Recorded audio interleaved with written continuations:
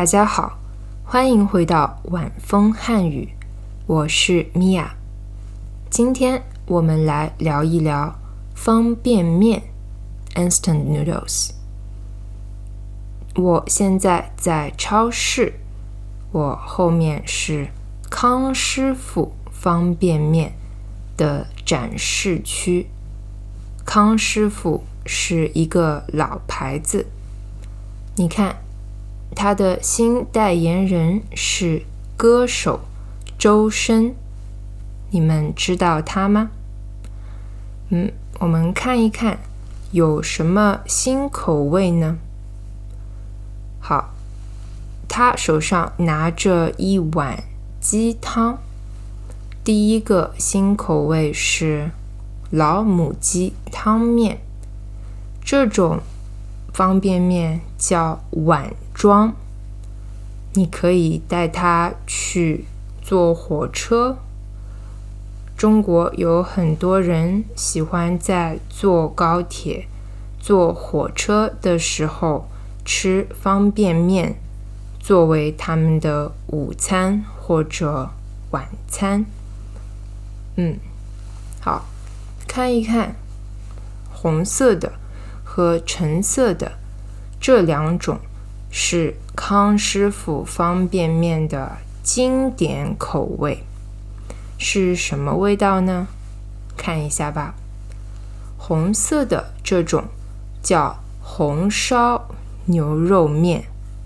红烧我在一个视频里已经介绍过了，就是主要是酱油风味，里面还有很多中国的香料，桂皮、八角等等，味道很丰富，很香，也是不辣的。这是最经典的口味，在各种大超市、小超市你都能买到。这个橙色的是香辣牛肉面，里面有辣这个字，你就知道它的味道有点辣。好，再看两种经典口味。这个黄色的是金汤肥牛面，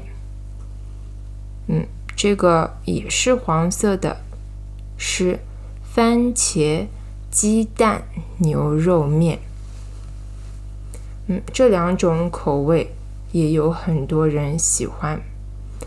看一看番茄鸡蛋这道菜你们知道吗？也是一道经典的中国菜。